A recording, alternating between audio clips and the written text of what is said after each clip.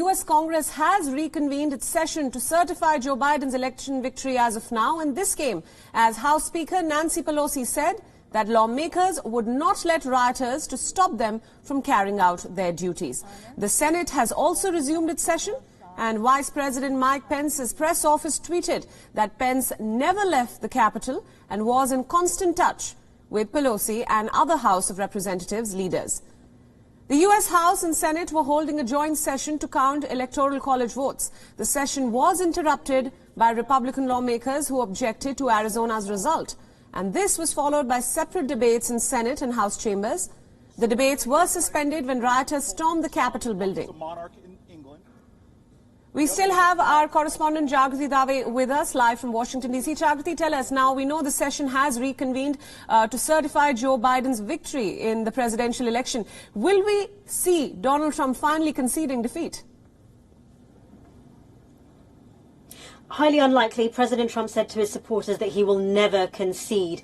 I think the process is going to take as long as it takes in the chambers of Congress. It's going to be a long night ahead. There's lots of speeches happening at the moment.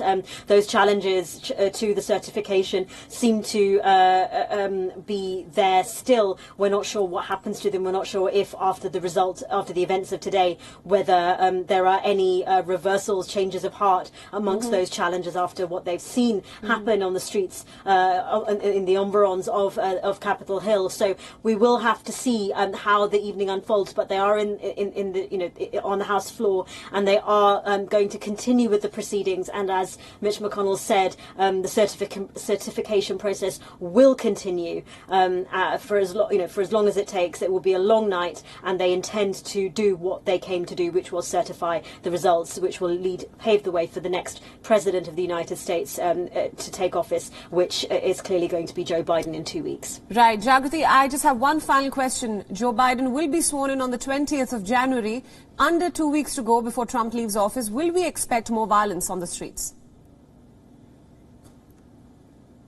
I think there is going to be preparations for that to happen. Clearly, this curfew is an immediate response to what happened today. I think the city is going to be on high alert. Protests have spread to other government buildings across the country, to other state capitals. So I think the whole of the country is going to be very much on high alert in anticipation of further unrest, because it is a long, there is still under 2 weeks to go. A lot can happen in that time. Right. All right, Jagrati, thank you so much for joining us on this broadcast, and thank you for all your inputs.